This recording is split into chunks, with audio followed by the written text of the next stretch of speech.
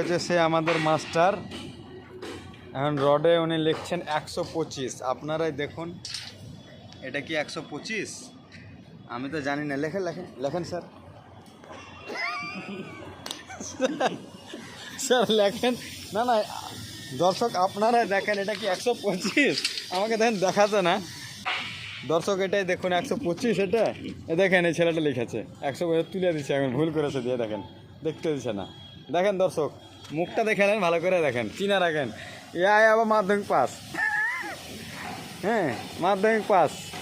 দেখুন আপনারা দেখুন দর্শক, দেখেন 125 কাকে লিখে 1025 এই মানে 125, 1025 কেউ 125 করেছে। নামটা হচ্ছে তাসিম মোল্লা। তাসিম মোল্লা কি বেশ জানো নাম?